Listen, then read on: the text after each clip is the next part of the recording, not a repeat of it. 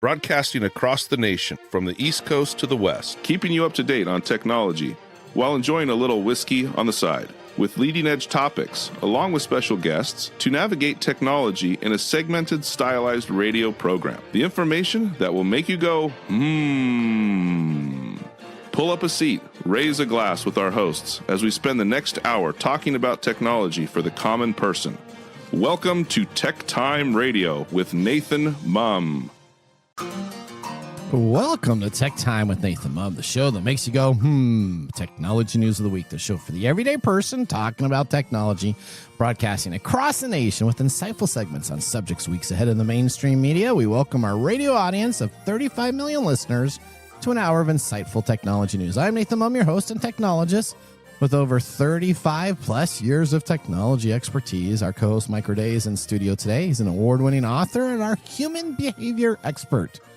I like to call him our living AI. How do you like that? Your living AI? No, that's insulting. That's dude. insulting? Hey, you know what? Before we start the show, Mike, I got a question before I tell them where everybody can live stream us and get us. It looks like you have a new hat on. Now, I like the hat. It says, don't click on stuff. That's right. So that'll be kind of perfect. That's what you always say for people, right? That's right. Don't click on it. All right, there you go. All right, well, now we're live streaming on our show today on 4 of the most popular platforms, including YouTube, Twitch TV, Facebook, LinkedIn, and we encourage you to visit us online at techtimeradio.com.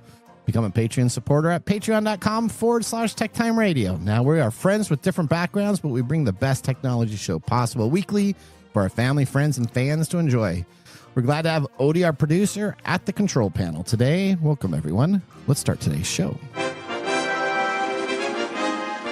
Now on today's show.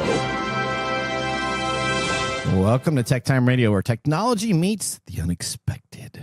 Today, the digital world takes start whispering again? a strange turn. A beloved childhood classic finds a new home. But what secrets lie beneath its move? A new force rises in the war against cybercrime. Who or what has joined the fight? Then one of the biggest names in retail is grappling with an invisible battle that threatens to last for months. COINBASE is taking its revenge. What happened?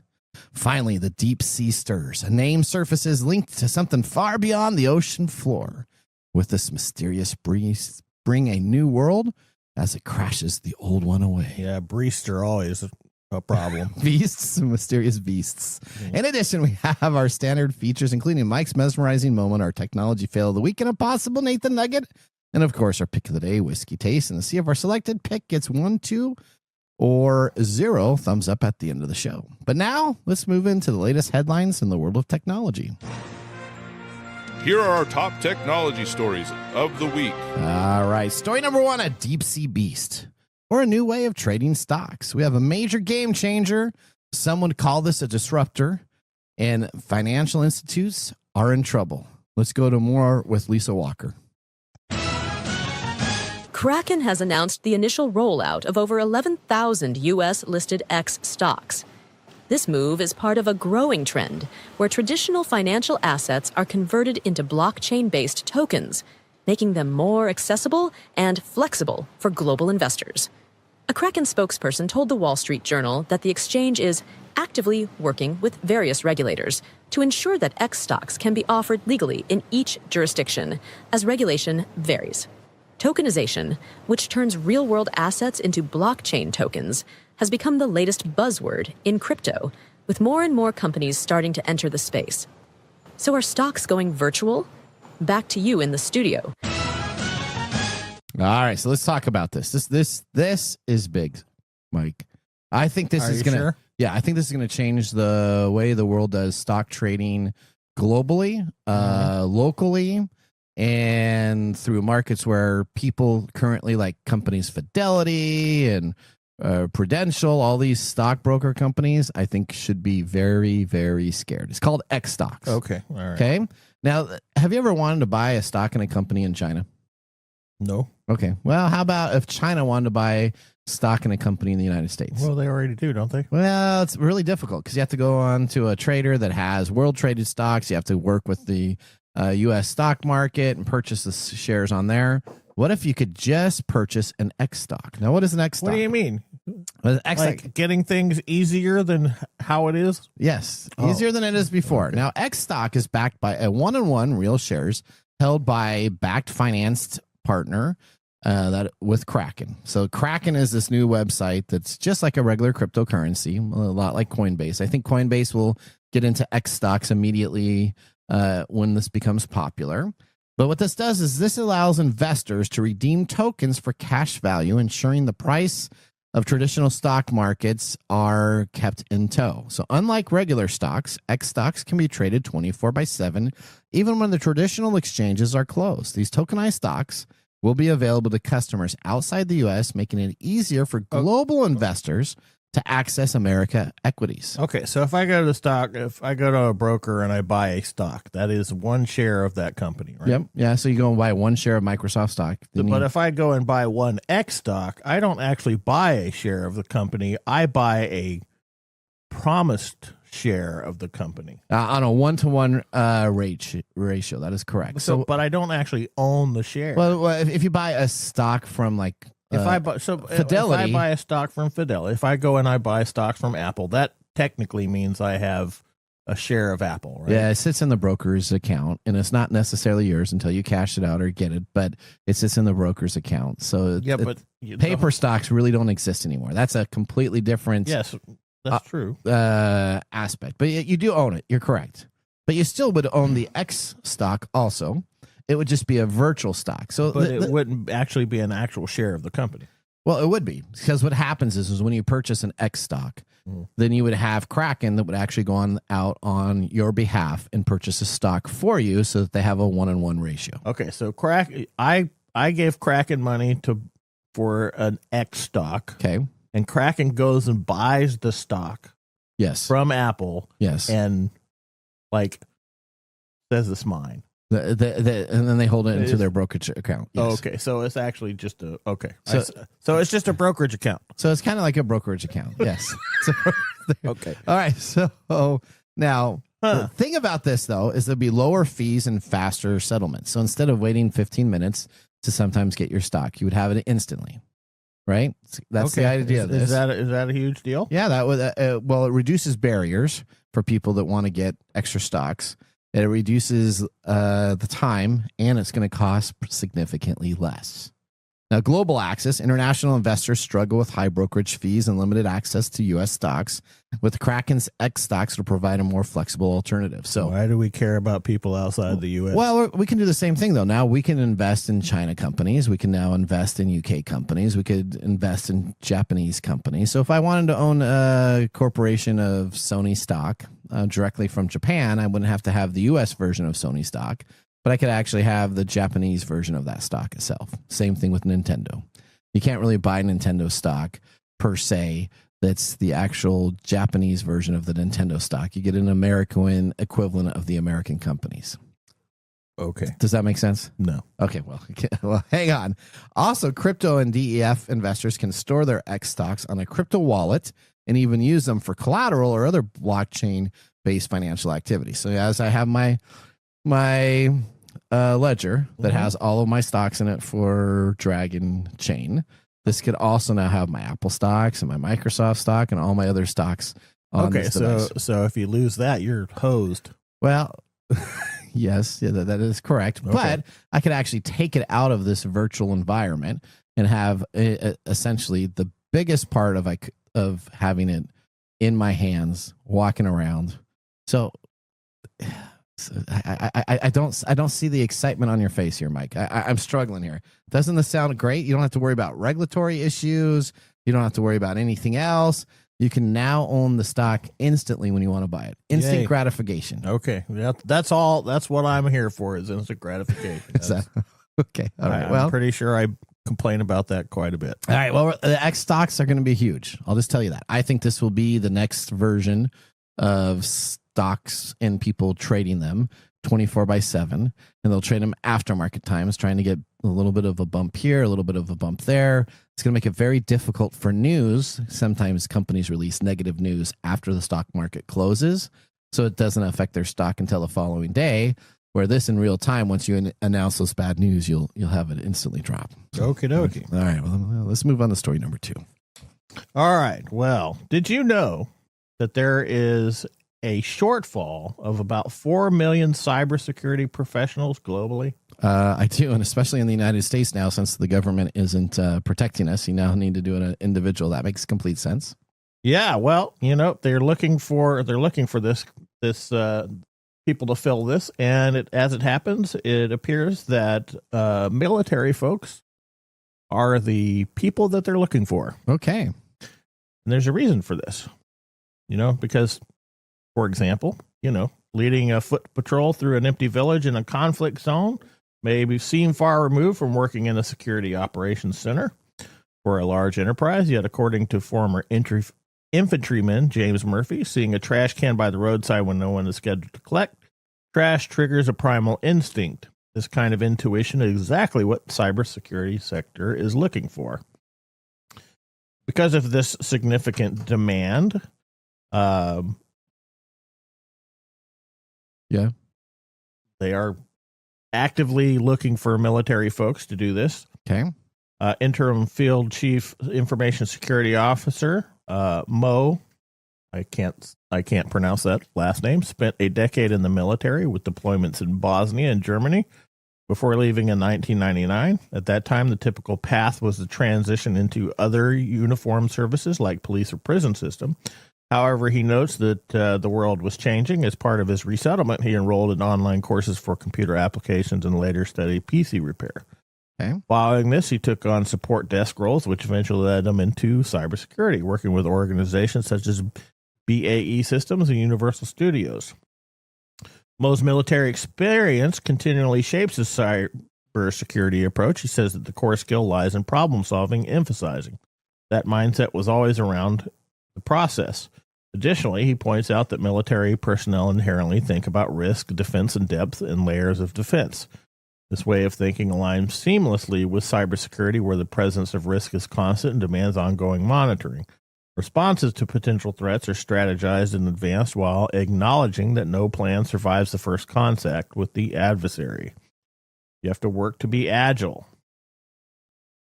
Catherine Byrne, Associate Director at cybersecurity recruitment firm LT Harper, asserts that former military personnel are especially well suited for blue team roles, which include security operations, incident response, and forensics, contrasting with red teamers who are ethical hackers seeking vulnerabilities who often prefer to work solo. That would make sense, right? So they're used to working in a team. So this would be a team. Well, yeah, I think this is a good idea because how the military trains its personnel. Yep. You have to work in teams. You have to be flexible in your ability to deal with an encounter, and I think this is probably very helpful. And I don't know too much about the cybersecurity field, so I don't know what kind of trash can you would look for, but I think they're talking about, so there's two teams, right? The red team and the blue team. The blue team includes making sure what you do when you actually have the response, the forensics you need to do. Yeah. So it's kind of like an episode of CSI, right? So you have the person that's dissecting the body. You do blue team stuff, right? Yeah, I do blue team stuff. I'm not necessarily a red team person, which I would see as kind of like the person that does the autopsy, that kind of by themselves gets the facts and kind of does that. They're doing pen tests, right? Yeah, the red team, and they're working to look at ways to hack, and they're sitting behind a keyboard. A blue team is the one that has to go in when an event actually has happened and makes the decision, kind of like what COINBASE did last week when we talked about, and we're going to be following up with that a little bit later today. So that makes sense. Yeah. Okay. Well, you got more? That's pretty much it. Okay. All right. Well, I find it interesting that military individuals are moving into the cybersecurity role because you would think that would be a less exciting role for somebody that used to be in the military. But I have found out that they actually really enjoy the adrenaline of when a hack happens and what they're going to do and putting their teams together. So I guess it kind of makes sense. So we're going to have lots of people that will be in cybersecurity, hopefully. Well, I think this, I wasn't surprised by this. I think this is just a natural movement from a military service into this field. This seems like a very easy transition for especially those that work in IT in the military anyway. So okay, all right. Let me sing this to you. Are you ready? I'm going to sing. No, don't sing. All right, don't do it. Sunny days. No. Keeping the clouds away. Do you know what that's from? On my way. I know it. It just got terribly butchered. Okay. All right. Big Bird is in the oven now. That's right. Sesame Street heads to Netflix.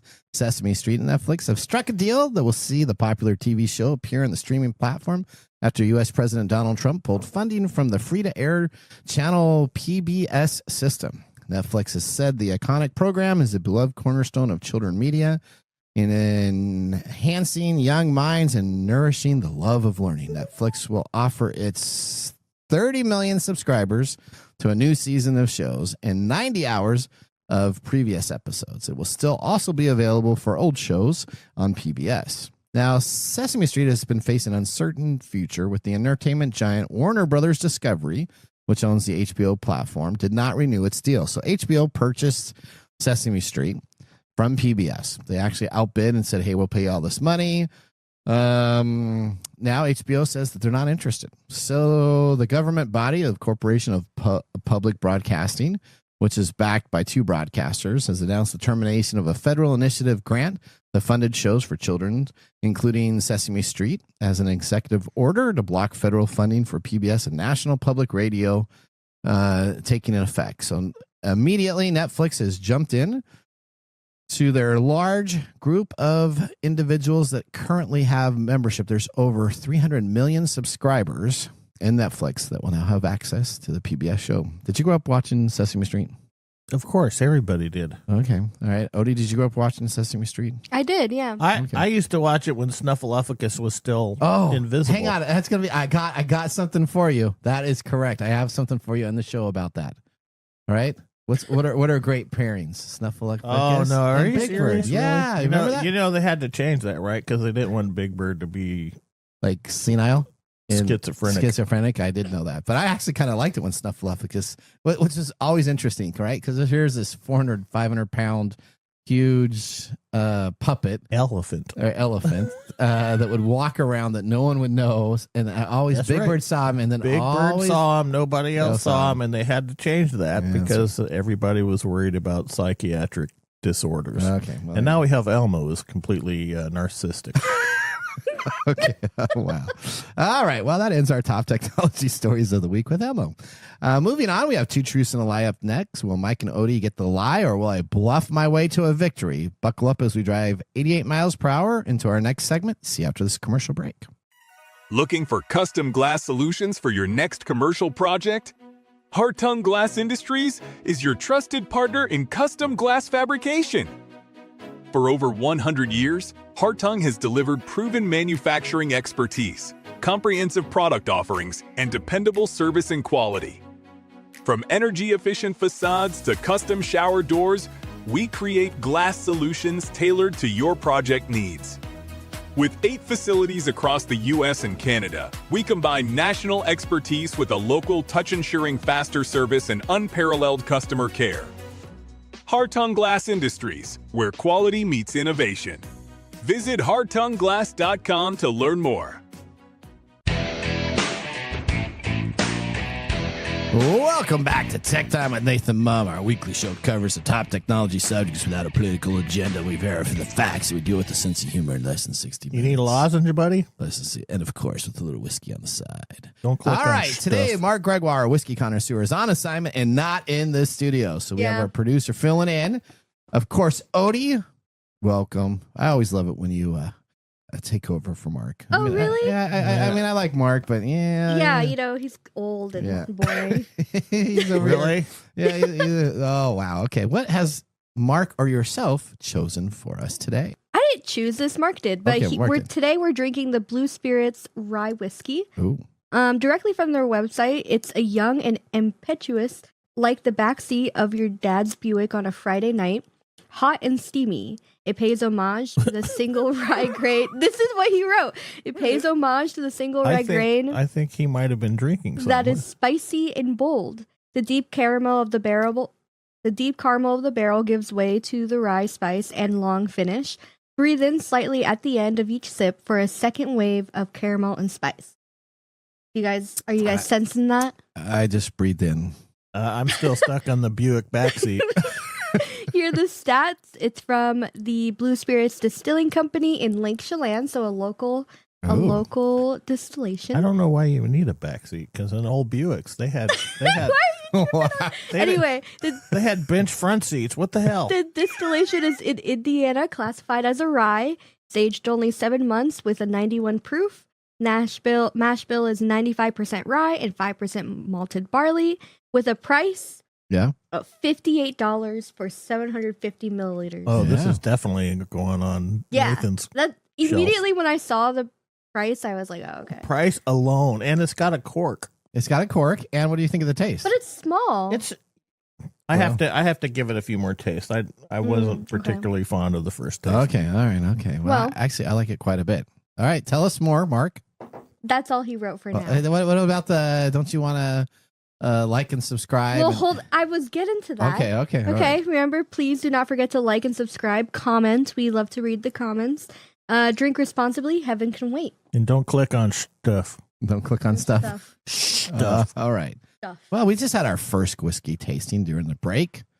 And now I'm so excited to say that this is moving on to what we call our main segment. This is going to feature our 2 truths and a lie. Let's start the segment now. And now we have 2 truths and a lie.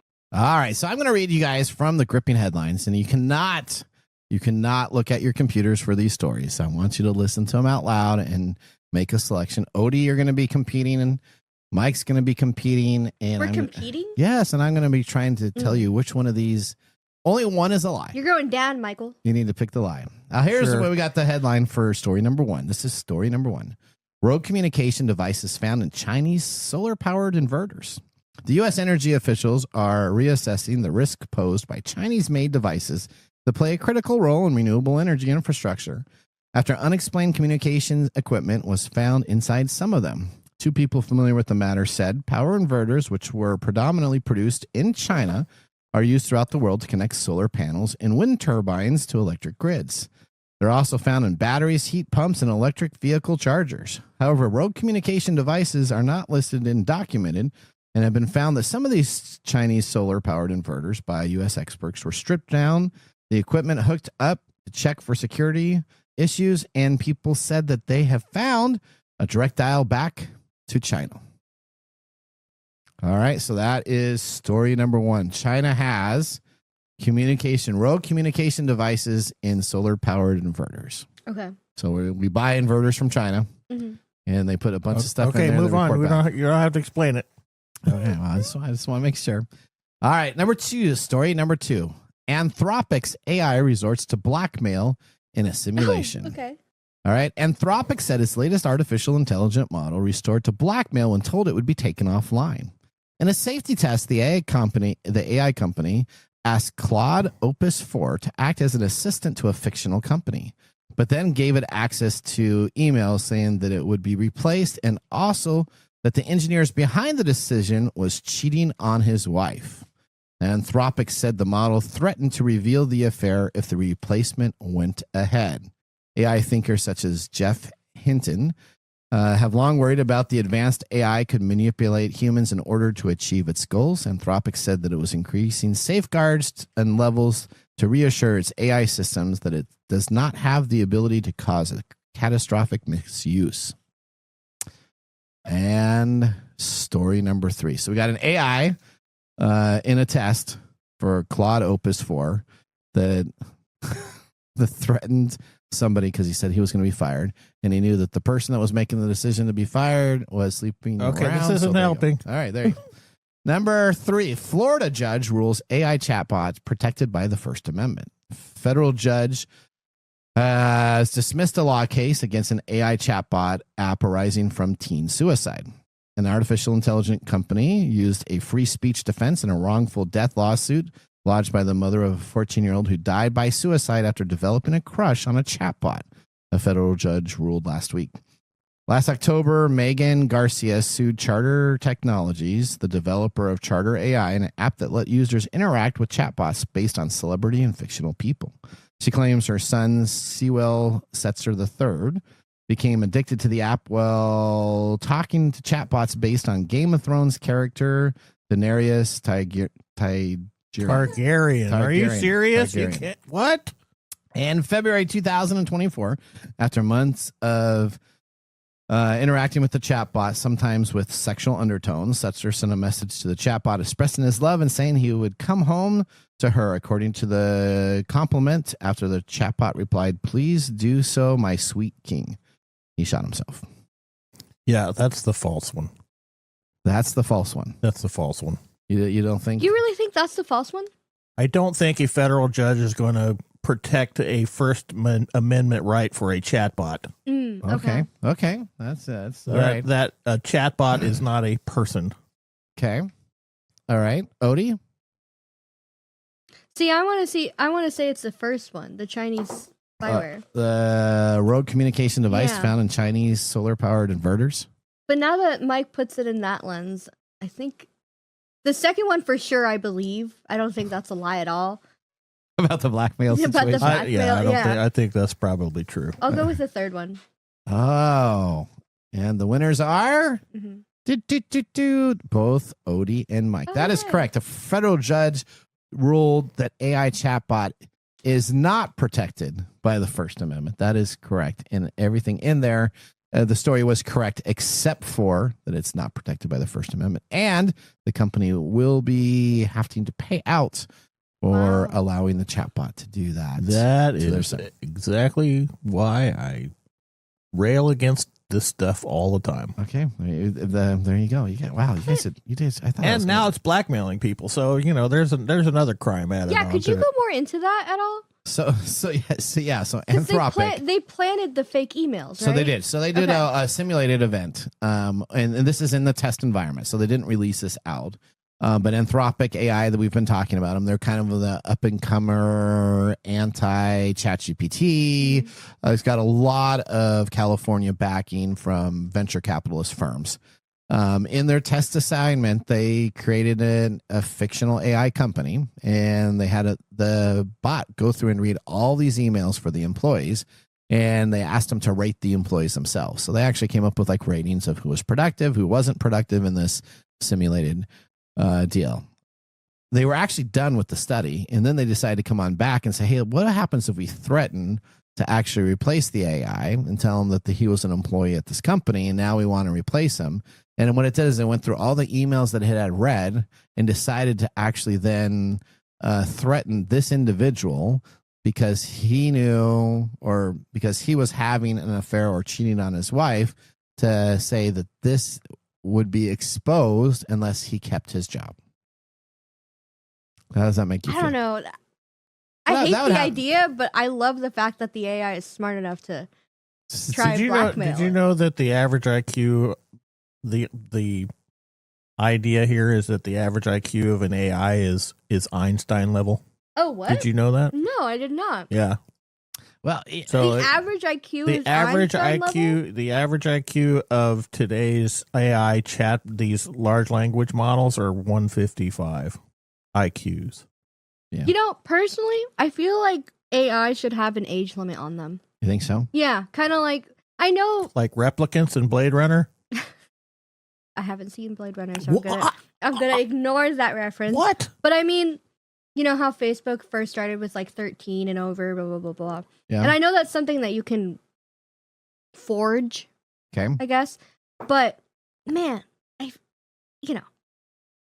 So we can go a little bit into this test. Mhm. So you can take a look at this. All you got to do is look for Opus 4 blackmail. It's all over the internet. Big story. Now, they actually instructed the system to reconsider the long-term consequences of the actions for its goal to do the blackmail. So they wanted to see if it would continuously do that. And when they went back into the study, 84% of the time, the AI still resulted in blackmail Oh, really? to keep their job. So it wasn't like Whopper, huh? It didn't play tic-tac-toe with itself until it figured out that thermonuclear war was a bad idea. No, it did not. So, but it was a much higher rate than they expected. They did not. Are you expect getting it. all these references? I'm throwing out references. Yeah, left from and War right. Games. Okay, good. Yeah, good. I got him. Absolutely. Yeah. Odie's flipping me off. Well, she may not know what's going on, but that's okay. All right. I'm sure she watched War Games. Matthew Broderick. Blade Runner. You watched that? War Games. Do I look like I've seen that? Wow. Okay. Wait. Well, do you look like? You know what I've seen from Matthew Broderick? What? Ferris Bueller's Day Off. Okay, that's a good movie. That's a good movie. That's a good Yeah. movie. It has nothing to do with War Games, though. Of course not. Did you find that a funny movie? What, Ferris Bueller? Oh, yeah, that's hilarious. There you go. He goes, rolls back his cars. Mhm. Yeah. Yeah. He's a major a-hole the whole movie, but He's a sociopath. yeah, He is kind of, I he mean. hijacks a parade. I know. Yeah. He hijacks the school grading system. Like, Yeah. Yeah, it's And a then he hero simulates story it. about a sociopath. And a Rubik's machine to open the door and roll over to make it look like he's like sleeping. Yeah. Okay. All right. Well, you know what? Thank you for playing Two Truths and a Lie. Now we're going to move on to our Mike's mesmerizing moment. Welcome to Mike's mesmerizing moment. What does Mike have to say today? All right. So let's talk about popular movies with social paths. All right, Mike, can you name What? what? What? We were just talking see, about. now we're switching it up on you. Michael. Yeah. Yeah, Oh, so Oh. this is a little thing that he said. Oh, he didn't want to talk about his original mesmerizing moment. So now I'm switching it up and talking about psychopath movies. What other psychopath movies do you watch out there that you actually enjoy? This has nothing. What are you even asking? Well, you said that you didn't like the question that I originally had on here. So Well, then we just talked about. Yeah, this. but you wanted to talk more Okay, about okay, this. all right. What was Okay. the original question? All right. It was about the little freaking X stocks, Okay, right? here we go. Yes. Are you ready to move your stocks? This just tells you that Mike still wants to stay on the script. Okay. Are you ready to move your stocks from the hard land and the old way of doing things to the new X stocks that will be available in cryptocurrency online? No, why would I? Well, I don't know. I'm essentially, from what I understand that you said, I'm essentially trading one brokerage to another one just for faster service And cheaper price. and cheaper prices, right? Yeah. I don't think that's. You think it's going to destroy brokerage firms? I do. I don't think so. You don't think so? No, Why? because human behavior dictates otherwise. So you would much rather use a Fidelity broker or somebody else that comes on in and tells you what's going on. It may not be the optimum, but it's trusted. It's been around. It's regulated. Most people understand it, and it's not something that looks like it's going to be a fly by night. So, yeah, I don't think it's going to just come in and wipe out Fidelity or Morgan. If I Stanley. may, you Yes. sound like those people that thought the iPhone wasn't going to become a huge hit. The iPhone didn't destroy Android. No, not No. Android. Carvana but hasn't destroyed. It destroyed flip phones. It destroyed Blackberries. It destroyed anything like That's a different. That's there. Sidekick? You're talking about a progression of technology. I'm talking about an established way of doing. Carvana did not destroy car dealerships. Well, did Netflix in that instance? Do you think Netflix destroyed the cable companies? Or did Netflix no, destroy they're still out there. Blockbuster? Netflix.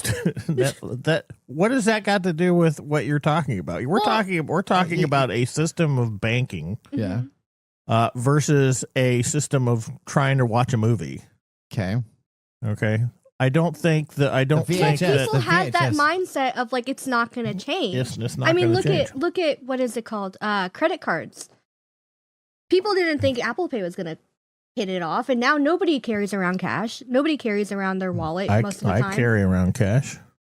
I can't. Yeah, you're boring. Yeah, okay, well, that's okay. Okay. But all right, here's the point I'm making here is Yeah. that you're saying that this is going to come in and destroy, yes. and I don't think so. Okay. I don't think I it's think going to destroy it completely, but I do think it is going to change. it's the way going that it's going to done. make things more competitive. I'm sure. I'm Yeah. sure if this thing takes off, that brokerage firms are going to lay off a lot of people, Yeah. and they're going to streamline their process. Okay. But it's not going to get rid of that because they did a study about car dealerships. Yeah. And they found out, and I don't remember when this study was quite a while ago, actually, but they did this study about car dealerships and whether or not or why people weren't buying more cars online. Okay. And they found out that car dealerships were necessary for the movement of vehicles because of the human factor. Even though we hate salesmen, Yeah. they found out that it was a necessary piece of the process of acquiring moving a a vehicle? car from a factory to a person, Okay. because people would not go directly to a factory, and online that's changing, but it's not changing quickly. Okay. All right. Well, thanks for that mesmerizing moment. Yeah, I will that not sounded mesmerizing, and I will not change it on the and fly. I don't know about psychopath movies either. I was just mentioning that Matthew Broderick in Ferris Bueller's he literally plays a sociopath. Yeah. Have you ever seen Misery? Yeah, of course I have. Okay. Well, that's another social path, right? No, she's a psychopath. A psychopath. Oh, sorry. I get my past all mixed up. All right, Mike, thank you for that mesmerizing moment. Up next, we have This Week in Technology. So now would be a great time to enjoy a little whiskey on the side, as we will be doing so during our break. You're listening to TechTime Radio with Nathan Mumm. See you in a few minutes. Hey, Mike. Yeah, what's up? Hey, so you know what? We need people to start liking our social media pages. If you like our show, if you really like us, we could use your support on patreon.com. Or is it Patreon? I think it's Patreon. Okay, Patreon. If you really like us, you can. And you say I'm the English guy? Patreon.com. I butcher the English language? You butcher the English language. Okay, so it's all the time. It's Patreon.com. Patreon.com. If you really like our show, you can subscribe to patreon.com and help us out. Oh, and you can visit us on that Facebook platform. You know, the one that Zuckerberg owns? The one that we always bag on? Yeah, you can. We're on Facebook too. Yeah, like us on Facebook. Do you know what our Facebook page is? TechTime Radio. At TechTime Radio. Yeah. You know what? There's a trend here. It seems to be that there's a trend, and that's TechTime Radio. Or you can even Instagram with us. And that's at TechTime Radio. That's at TechTime Radio. Or you can find us on TikTok. And it's TechTime Radio. It's at TechTime Radio. Like and subscribe to our social media. media. Like us today. We need you to like us. Like us and subscribe. That's it? That's it. That's that simple. And now, let's look back at this week in technology. All right. We go to May 28th, 1929, the first modern color movie. Now, the Warner Brother films On With the Show was the first talking movie that was all in color. It debuted in the New York City's Winter Garden Theater. The film used two-color, Technicolor, and Vistaphone sound. Now, Technicolor was a pioneering color film process that brought vivid hues to the silver screen, with an earlier versions requiring special cameras and lighting. Vitaphone was a sound-on-disc system that synchronized recorded audio with the film itself. So do you realize the Vitaphone was actually played at the start of the movie? So it was not synchronized with the film itself. You realize that, right? Yeah. Okay, so you would have a record player, essentially, playing through speakers that would synchronize with the film itself, that would be going on with both dialogue and music, because they would record that. They could record records, and then they would synchronize that up with the actual film itself. So this is the first all color movie. What's the most popular color movie? Oh, it's the most popular color movie? Oh, I actually knew that. It's The Wizard of Oz. That's right. And they actually used different technology for that. They used a 4-color screen projection for Technicolor in there instead of the 2-screen projection of how they actually overlaid the colors on top of it. So they had a film color, and then they overlaid specifically gold and the bright colors that they wanted to show in the film itself. You didn't think I knew that, did you?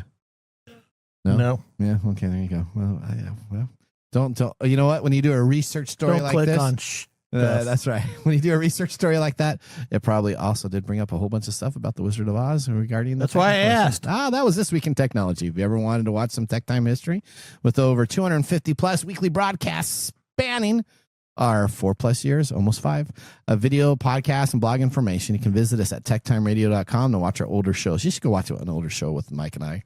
We have aged together like a married couple over the years of being on broadcast together. You know that? We started out with very nice and cordial, and then we moved into... Shut up. All right, we're going to take a commercial break. When we return, we have Mark's Mumble Whiskey Review. See you after this break. Attention, all geeks and pop culture enthusiasts. Get ready for the ultimate celebration of everything geek at Geek Fest West Game Expo, July 18th through the 20th in downtown Everett, Washington. Join us for 3 thrilling days packed with cosmic cosplay, gaming tournaments, retro movies, and a street fair brimming with unique vendors. From the innovative Geektopia Vendor Hall to the Galactic Time Warp showcasing beloved film classics, including Ghostbusters, The Wrath of Khan, and our special 40th anniversary showing of Goonies. There's something for everyone. Plus, participate in interactive events, from keynote speakers each day to special guest artists. Tickets are on sale now. Secure your spot for this epic celebration at geekfest.com. Get your badges from one-day passes to VIP options and don't be left out. Visit geekfest.com. Geekfest West, the biggest gathering of geek fandom in Snohomish County.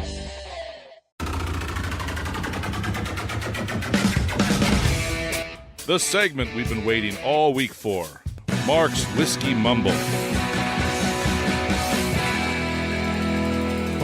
Odie's whiskey yelling. I don't yell. No, it's Odie's Whiskey Observations. Observations, you okay. go. Well, do you guys know what today is? No. What is today? Okay. What- What's what? your favorite popsicle flavor? Oh, it has to be the firecracker. You know what the firecracker is? God, could you give me a basic one?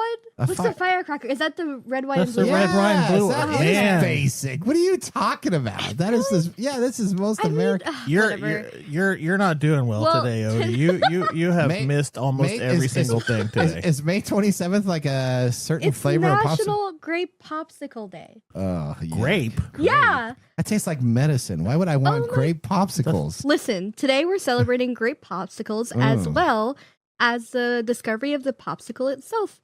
People all around the U.S. celebrate the day by making homemade grape popsicles. While the day is dedicated to grape popsicles, you can make them in any flavor like lemon, strawberry, watermelon, orange, cherry, and more. It was invented by accident in 1905 in California, and popsicles are one of the most popular frozen treats in the U.S. So it was created by grape.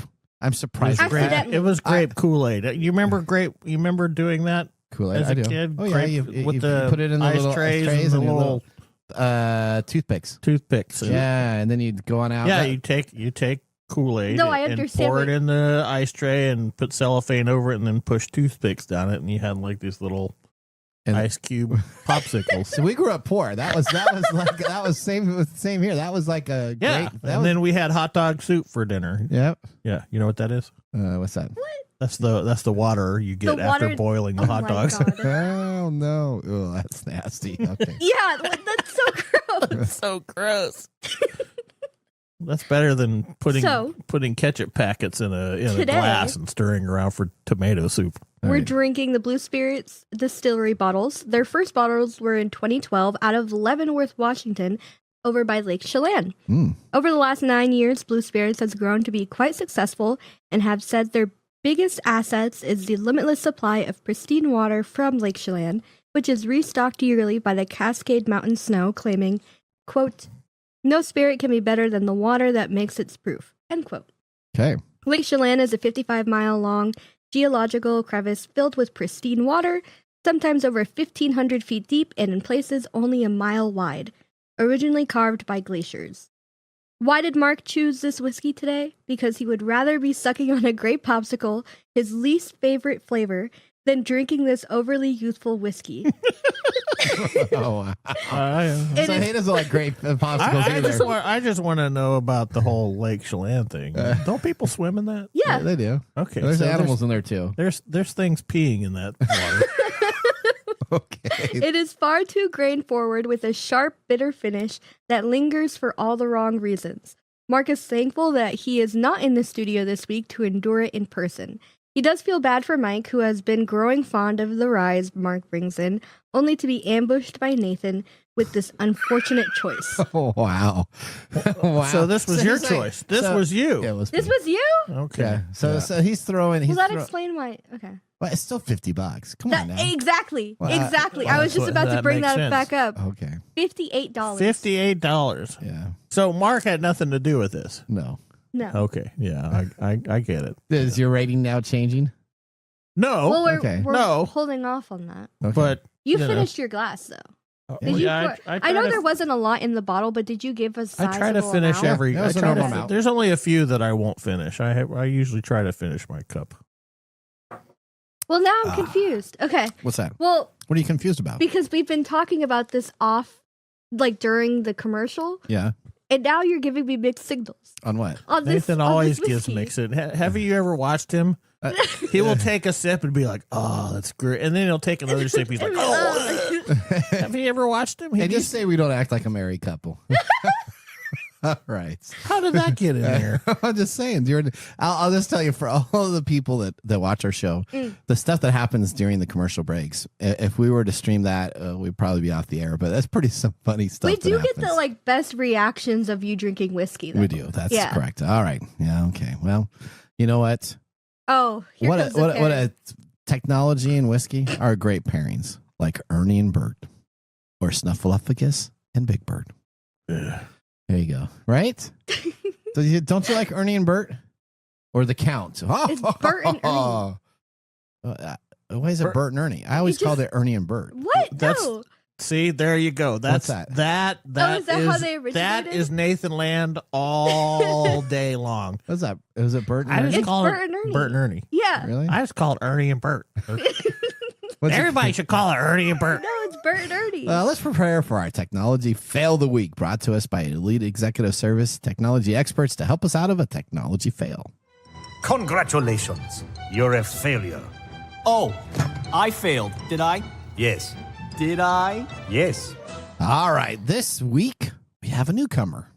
Now, Mark and Spencer's has said that its online service will continue to be disrupted until July following last month's cyber attack on the retailer. Customers have been unable to order online for almost a month, but can expect to see a gradual return to normal. We expect online distributions to continue throughout June and into July, and then we will soon ramp up our full operations, M&S said.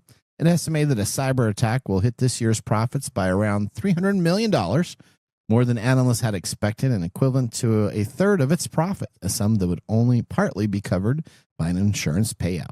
Over the last few weeks, we've been managing a highly sophisticated and targeted cyber attack, they said, which has led us to limited periods of disruption and unable to access our website. And why is this a technology fail? Well, hang on here. The attack took place over the Easter weekend, initially affecting click and collect countless payments. A few days later, M&S put a banner of its website apologizing for ordering these issues themselves. What's interesting about this is that Marks and Spencer has chose to outsource their IT to the lowest bid and fire their on-site IT experts. Oh, so the technology fail goes to you had experts that were keeping your company safe, and then all of a sudden you fire them for some third-party vendor, and now your site is a pretty big fail. That's right? the security paradox. What's that? You know what the security paradox is? No, tell me that. So I worked security for a while, and inevitably, companies would get tired of paying us for our services because nothing was happening. Yeah. So they would fire us. Yeah. And then they would try to put in-house security in there, and suddenly they were getting in trouble, and they would have to call us back. Okay. Let's having that taken care of. Now, it's interesting because police are focusing on the notorious group of English-speaking hackers known as Scattered Spider. The same group that's famous for taking down the Las Vegas Harrah's casino chain last year, which stopped the Venetian and Caesar hotels for weeks. So this group is all about causing chaos, I guess is what you could say Scattered Spider is, this hacking group. And they are doing the same thing to this large clothing retailer. But the moral of the story is if you have IT security that's doing a good job locally, probably don't fire them for the cheapest bid that comes across because you get what you pay for. Well, I guess we'll see what's going to happen on the national scale here. That's right. All right. Well, when we return, we're going to take a commercial break. When we return, we're going to head out to our Nathan Nugget that is going to pick up on our story from last week. You're definitely going to want to listen to this. We'll see you after this break. How to see a man about a dog. It combines darkly comic short stories, powerful poems, and pulp fiction prose to create a heartbreaking and hilarious journey readers will not soon forget. Read How to See a Man About a Dog, Collected Writings, for free with Kindle Unlimited. Ebook available on Kindle, print copies available on Amazon The Bookpository, and more. This is your Nugget of the Week. All right, we're gonna go back to a story we talked about last week on our show regarding Coinbase. Now, Coinbase did something a little bit unique here, right? So instead of paying their issued a ransomware, bounty, man. So instead, they were compromised, and what they said, instead of paying the $20 million in the compromise, they put that out on the dark web and said that if you find the people that actually did this, we will give you $20 million as a bounty, or as a kind of like a wanted dead or alive type of poster that you would put up back in the old 1800s Western type of deal. Coinbase decided to do this. Now, the attacker sent their email on May 11th attempting to extort $20 million in exchange for not releasing the stolen information online. However, the crypto exchange said it would not pay the ransom, but would establish a $20 million reward fund for tips that could lead to finding the attackers who coordinated this attack and bring them to justice. It's been reported on the dark websites, many of them, that the group has been found and turned into Coinbase for the reward. So it worked. So this is what happened. They put the bounty out. Mm-hmm. There's a bunch of people out there to decide to tattle, because everybody's going to tell about something if they have a chance to, and make $20 million. Right? There you go. Well, Coinbase is still assessing the breach's financial impact, and the number of customers who were tricked into sending funds to the attackers in the follow-up social engineering attacks are still not completely known.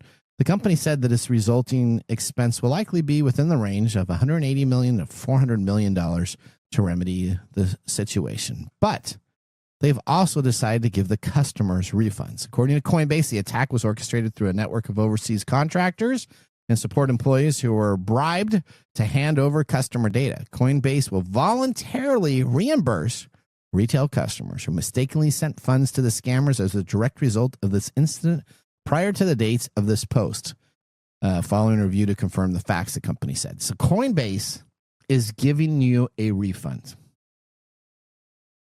Well, good for them. Isn't that nice? A lot of these times these companies, actually, when this happened, that's probably the smartest thing they could do. Well, the only reason they're doing that is because I think they found the corporates and were able to lock their blockchain, because they had not sold it. The company that actually stole the money and information that was trying to go against them have actually found funds from this /attacking company and are actually probably getting the funds back from it. So it's very interesting. Now, Coinbase advises customers to be cautious of scammers impersonating their employees who try to obtain funds or sensitive information like passwords or two-factor authentication codes. If approached, hang up, as Coinbase will never ask for account details. Their customer support actually kind of sucks. So they're never going to not be very proactive. They're very reactive after 3 or 4 days. The same thing is don't click on stuff. That's right. Like your hat says. That's right. To further boost security and defend that to the ground against such attacks, actively withdraw allows listings and enable two-factor authentications to be taken care of. Coinbase cares about its customers and wants to ensure that they are safe and secure. So this is, you know what? I rail on stuff like this, right? So there's still the Apple lawsuit that you can go out there and you can get money back for the devices. A lot of time the consumer gets hosed on all these sites and all these places. Coinbase is going to pay the money back that you had. I really don't think that's the benevolence of them, because they really need to. Okay. But how many times do companies actually do this? Very few. Never. Yeah, very few. Yeah. But so it's nice to actually see a company. So we're trying to say, you know what? We have talked about Coinbase. I don't like that they were breached, but at least they're going to pay the customers back. So this is a rare win for them? Yes, it's a rare win for them that they've probably found the person or the group. I like the fact that their response was a bounty. That, to me, that just gets me somewhere in my deep core where I'm like, yeah, F these guys. Let's put a bounty on their heads. And it worked. This is this should become a case study for everybody that has cybersecurity issues or something that happens. You know what? This is something that might change the entire game. Instead of your X stock story, Well, X-Talk is going to change the game. I don't think it's going to change the game as much as you think it is. I think it's going to change it. I think this is pretty game changing. If everybody starts issuing bounties, instead of paying a ransom, that's going to have an interesting effect on the way people go about this business of hacking. It is. Their customer service may suffer. they may do that. All right. Well, now let's move on to our pick of the day whiskey tasting. And now our pick of the day for our whiskey tastings. Let's see what bubbles to the top. Okay, reminder of today, we're drinking the Blue Spirits Distilling Company from Lake Chelan. Okay. Indiana distillation, classified as a rye, aged 7 months with a 91 proof, 95% rye, and 5% malted barley. Going for $58. Okay. What y'all think? What do you think, Mike? Mike? Thumbs down for me. Thumbs down? Oh, well, why? So it's just on the left side of okay. Just on the left side of okay. Yeah, meaning I just don't like it enough. do you agree with like Mark it. that it's too grained forward, sharp with a bitter finish that lingers? Yeah, kind of. Okay. Okay. All right. Okay. I'm going to give it. You're going to give it a thumbs up, right? Right? Yeah, you are. I've had some really good whiskey lately. So this Okay, so where does this fall on You that? can't compare it to whiskeys you've had. Well, I can because I just had like a whiskey last night. No, you can't just say, "Well, I've been drinking a lot of good whiskey, so I'm Nathan gonna." Today. I'm going to give this a thumbs down also. Aw. You want to give it a thumbs up. I watched you drink this. You were like, "Yeah, this is good stuff." I was seeing if I could. I seen if I was able to change. It's 50. It's a very small bottle, though. It is. This is this has been around for a while in the Mumm cabinet. I think I'm going to probably do a bottle kill today so I can throw this away from my shelf. And Yeah, so, well, I told you liked it. It's a thumbs up for you. no, it's not a thumbs up for me. I used to like it when I originally bought it, and now I don't really like it very much. Well, you were sitting there enjoying it. I was trying to convince you to do a thumbs up. Oh, okay. All right. Okay. Well, I don't know how that's going to work. okay. All right. Well, you know what? This show has been a great show today. You got the two truths and a lie, so you're going out a winner, Mike. I'm always a winner. Yeah, you're always a winner. Yeah. Odie, thanks for filling in for Mark. Mark, we missed My you. pleasure. You know what? Next week we got to get you on camera. We got to get you on camera. No, I'm happy without. Are you sure? Yeah. Because we got a whole camera set up. I'm pretty sure. You're pretty sure. I'm not as good looking as Mark. I would Then disagree with that. she can't give you those salutes with her Yeah. single finger. One finger salute. She's on camera. All right. Well, we're about out of time. We want to thank our listeners for joining the program. Listeners, we want to hear from you. Put a comment in our YouTube. We have a bunch that are now starting to do that. Makes us feel so good when we see your comments. Even if you say you don't like the show, that still makes us feel good. So just put a comment in if you like it. Thumbs up, thumbs down. We like to get the feedback. Now, you can always visit us at techtimeradio.com and click on Be a Caller to ask us a technology question in our TalkBack recording system. It was an honor to be the host of today's show. As always, remember, the science of tomorrow starts with the technology of today. Okay. We'll see you guys next week. Don't click on stuff. Is that what you're going to tell everybody? Bye-bye. Thanks for joining us on Tech Time Radio. We hope that you had a chance to have that moment today in technology. The fun doesn't stop there. We recommend that you go to techtimeradio.com and join our fan list for the most important aspect of staying connected and winning some really great monthly prizes. We also have a few other ways to stay connected, including subscribing to our podcast on any podcast service, from Apple to Google and everything in between. We're also on YouTube, so check us out on youtube.com/techtimeradio, all one word. We hope you enjoyed the show as much as we did making it for you. From all of us at Tech Time Radio, remember, Mumm's the word.